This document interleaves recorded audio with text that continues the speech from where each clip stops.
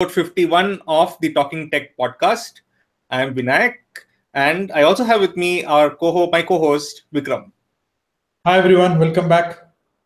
Yeah. So starting out, we go directly into broken news. I think this news would be something that people would really be outraged about, I guess, right? This also I had put on Facebook, which is Apple was throttling down the speed of the iPhones, which are the older iPhones, whenever they released a new product.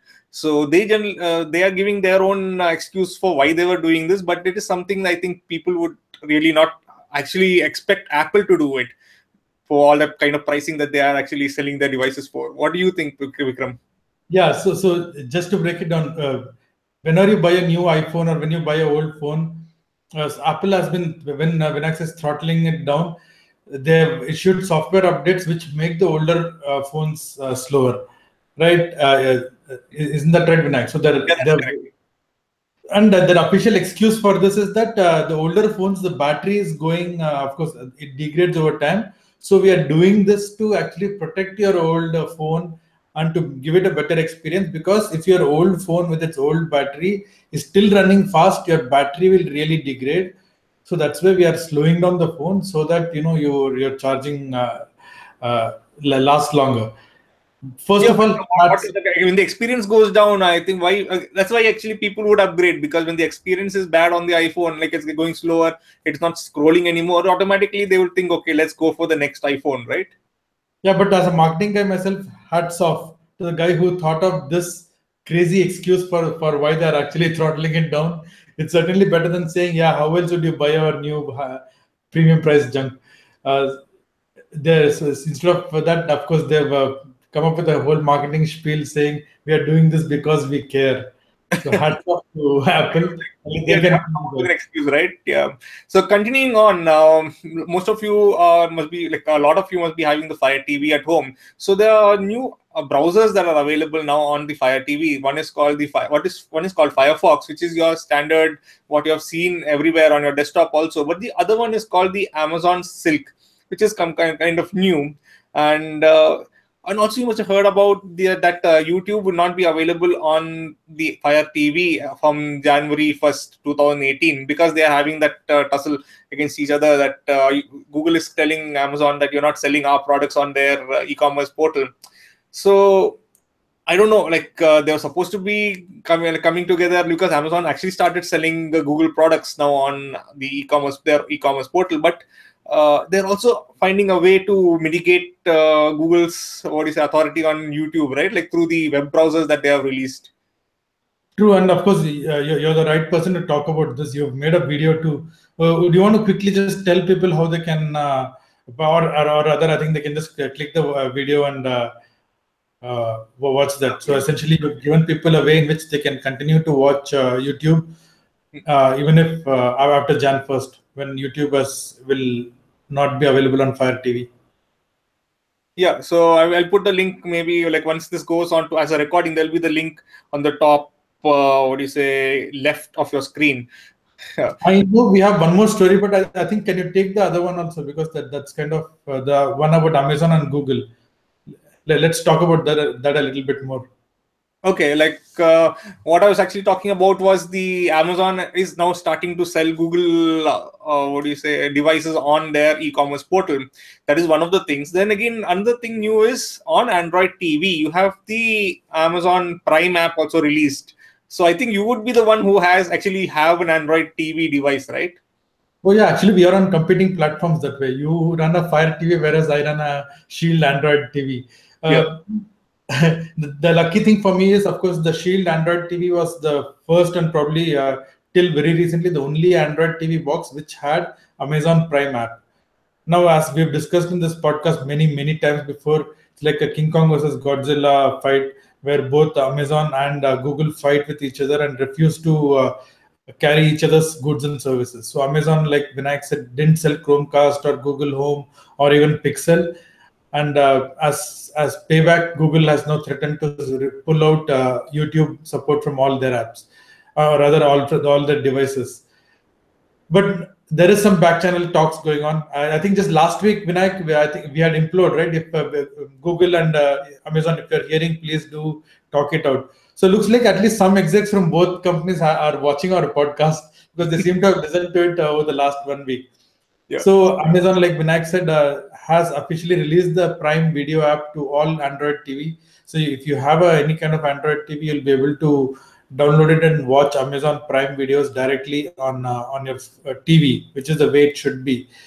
And additionally, Amazon has also said that they'll start selling Chromecasts again on their store. This is two very positive steps from Amazon. So we are waiting to see, whether Google also does something to show their goodwill. So I'm honestly, Vinayak, yeah, I think I'm kind of optimistic. I think by come January 1st, you probably will continue to see YouTube on your Fire TV. But But one let's thing I have a question is what actually started the puzzle between the two? Because Amazon has no, it doesn't like it had no product before, like a Chromecast, which was against the Chromecast before, right? True. I mean, that's totally right. There is no logical reason why Amazon should be competing with Google. Amazon has its, of course, when Amazon makes its Android devices, they don't use Google's version of Android. It has its own app store. It has its own take on everything. But even then, the reason they stopped carrying Chromecast is because they said that it doesn't support Amazon Prime. And the reason, again, the reason supporting Amazon Prime on Chromecast or Chromecast on Amazon Prime is also totally up to them. So on one hand, one division of Amazon has been told, you know what, don't support Chromecast because it's competing. Another department, the main retail, says that, okay, you know what, because we are not supporting Chromecast, let's not sell Chromecast either. It was kind of a very stupid decision, at Yeah. least from a consumer. Yeah. So continuing on, yep, certainly. So I continuing said, on, we have hope. the Ola Lite app also coming out, I guess, right? So it's kind of something like how you have the Google Mini apps or the low data usage apps. These are for the like tier two layer of Yeah. devices. Yeah. Not So just that tier two phones. So what Ola said is this is aimed at tier two towns in India. So the Ola app which we use is for the larger cities, and you have Ola Lite, which is like, I think, coming on the heels of, you have Facebook Lite, you have Skype Lite, you have Twitter Lite, and of course you have YouTube, Google's entire range of Go apps. So Ola also wants to get into this uh, version of its app where which is aimed at low-end phones with which doesn't consume a lot of data. Good yeah, for but them. how light are they going to make it? Actually, is what I'm thinking, because GPS anyway they're going to be using. Uh, Maybe how special features might be Yeah. missing. Special feature, that's the thing. The current version of Ola app actually has a lot of things, right? I mean, you have the share pass. It tries to sell you a lot of things. I'm Maybe guessing the Ola money and that stuff, right? Those things might go, I guess. probably it'll only be cashed on. We will look at the app very soon, and probably will post a video on that too. Yeah. And yeah, this is something I'm happy about to announce the last piece of news we have. This is, of course, that when Pixel was launched, world over, of course, people were very angry that Google really priced itself very high. So the Google Pixel phones this year were more expensive than last year's Pixels. But even worse, for those of us in India, the price was almost double, where the price for a normal Pixel was higher than the price of a high-end Pixel XL in the US. Oh, Google finally, I think somebody knocked some sense into them. So they've dropped the prices. Now the Pixel 2, the prices start at 40,000. And there are a lot of offers, especially on Flipkart, where they give discounts depending on what credit card you use, or even if you use any credit card, they give you a discount. They have very good exchange offers. I snagged myself a Pixel, and I have it right here. My it's called Kinda Blue. We have a video too out on unboxing the Pixel and my first impression. So you can probably check that out. yeah, we'll add a link to the, or it'll come pop up over here once the video is playing, recorded video is playing. Okay, so continuing on, we have another section. This is, I think, mostly for me and Vikram, I guess. This is called Ask Santa. So this is something like what we want for Christmas, maybe. So what I was thinking more of is like I was always looking at eyeing that HTC Vive, which is a VR headset. the whole setup actually. So I think that would be a sweet thing which if I can get. So I'm just giving, if any of you generous viewers can actually send me one if you want to. And also, I would like something is the home automation thing. Like right now, what I'm working on, I'm doing a lot of home automation. So I found that each and everything I needed another app to support it or actually control, or I had to log in there and then set it up somewhere else. So I would like something which is unified, one place. If each and every one of them support the same standard, at least make one unified app for all of them together. So True. I the mean, one I got, which is of course, I think the one which you would want immediately is the HTC Vive. So let's yeah. see what gets you. But yeah, to all our listeners and viewers who are also interested in making your home smart, Vinayak has a lovely series of videos. So there's a playlist right here in our channel, and I think he's got some really phenomenal tips and devices which would help make our home smarter. I have broader goals or I have a broader set of wishes from Santa. I'm not sure if Santa can help with the first one because probably Sundar Pichai is more in control of this. So Sundar, if you are watching or if this reaches you by in any way, I don't want this by Christmas either. I want this hopefully sometime next year. This could be your Google I/O 2018 gift to humanity. And this is something which I think we've had a rant corner about. Please, please, please fix messaging on Android. We've got way too many apps. We've got way too many things to send people messages. You have Allo, we've got Duo, we've got good old Hangouts, and we've got the SMS app, which is again separate. And then, apart from all four of these, of course, I can also share photos from Google Photos directly through the Photos app. So there are just way too many separate ways of communicating. Please unify these and get us a unified solution, one app, one single app to rule mankind. You lost your chance. You should have bought WhatsApp, but it's not too late. You can at least fix your own messaging platform. That's wish number one for Sundar Pichai. The second one is, of course, something broader. This is something which, again, probably my okay, I'll probably get to this. But second one is, I wish in 2018 we say goodbye to FUPs, and of course, FUP is the full form is fair usage practice. Am I right, Vinayak? I think that's what it says. But practice of essentially, one of those two things. Yeah. essentially, it is basically the data cap which your broadband provider has put on you. So if you buy a plan, if your plan is for, let's say, I have a 60 GB plan and my ISP gives me 250 GB of upload and download for that. Now, 2015, 2016, this would have been great, and I would never have figured out how I can fulfill 250 GB. But now we have Netflix, we have Amazon Prime, so it Yeah. goes by like this. So please say, And then my TV is always running with nursery rhymes because of my daughter. So my FUP finishes up much faster.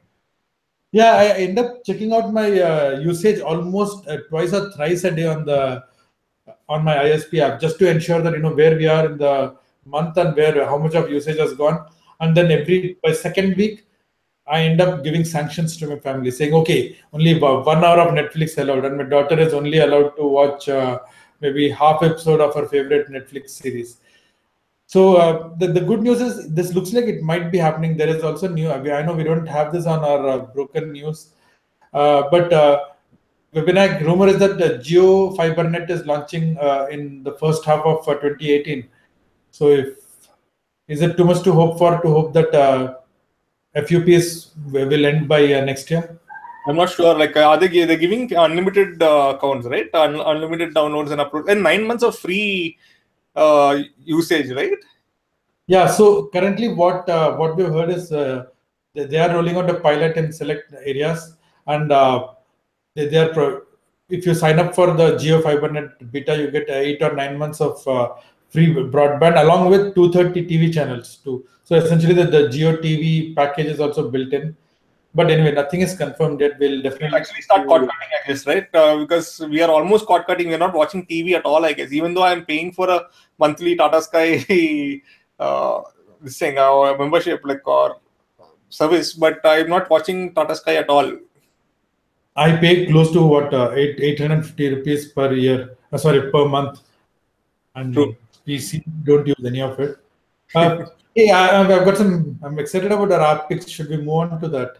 Yeah, we'll move on to the app picks right now. So Vikram, we start off with yours. Yeah. So a little bit tiny story behind mine. Right.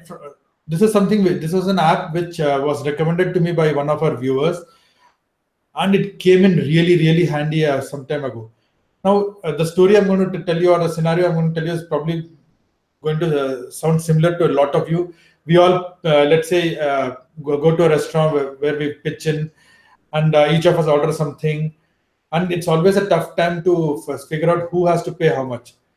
We also had a recently we had a farewell arranged for one of my neighbors, and of course we had a dinner party. We also bought gifts. So some of I bought the gift, somebody else pitched in for the reservations, and somebody else for foot the bill for the dinner, etc. So we had a bunch of people buying a lot of stuff, and a bunch of people who don't know how much to pay each person.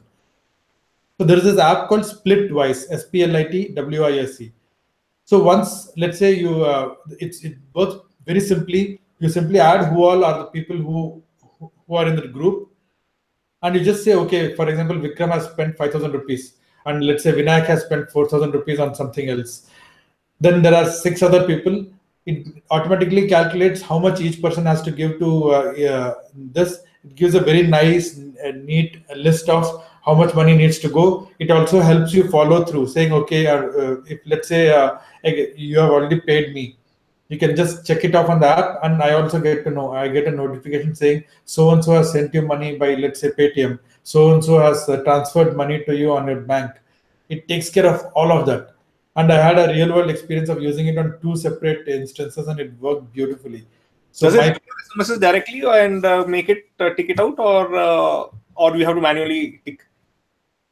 actually in both, I'm sorry, I can't answer that, because in both instances I was the guy who was getting money from people, so I never had to actually pay money to somebody. So probably you can check it out and let me know.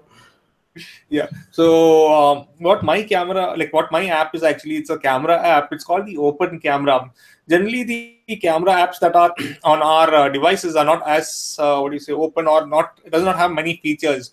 So if your app is not a feature app, then you can actually start trying using Open Camera. This open camera has a lot of features, like suppose you're taking a photograph and you have maybe angled it in the wrong way. It can straighten out the image after it is taken or while taking it. And then you have the interface which is available for both right and left-handed users. And also let me just see what else do you have in that. Mostly what happens is it gives you a more manual or pro user interface on the camera app, and it also supports external USB mics on this camera app actually. So suppose you want to take a pro video or something, you want to take one step higher. If you're a vlogger or a YouTuber and you want to take a video, and you want to improve the quality of the audio, you can attach a mic to the camera, and you can always select which mic to be used while recording the audio there. So I think you must have tried. I think you have used that, I guess, right, Vikram? Yeah, I used it very recently, but the best part, in fact, is for something which an app which has so many features. Like when I said, for me, a couple of things which really impressed me was the way it straightens out the images. Because more often than not, even if you mount it on a tripod, your phone is going to be in a slight angle. It straightens that out, and like Vinayak said, usage of an external mic. But and for something which is so featureful, Open Camera is free, Yeah. so phenomenal. No reason why you shouldn't download it right away. Yeah, you should try it out actually, so that at least you should know, like, if you would know if it is helpful to you. So I guess that's the show for today, I guess, right, Vikram? Yeah, short and sweet episode. We are over the hill, above over 50 now. So let's zoom on to. We will slow down again nearing 100, and next week, hopefully, we should have an almost close to New Year episode. So Yeah. maybe the next week should be our last episode for the year. But in case we do play hooky, just wanted to wish our viewers and listeners a very happy new year. Yeah, happy new year from me too. And always, and make sure, like, if you're watching this video, make sure to subscribe to the channel. It's the red button at the bottom under this video, and like the video. And if you have any questions, you can comment right below this video, or you can write to us at tech@talkingstuff.net. So let's hope to see you all next time. Thanks for watching.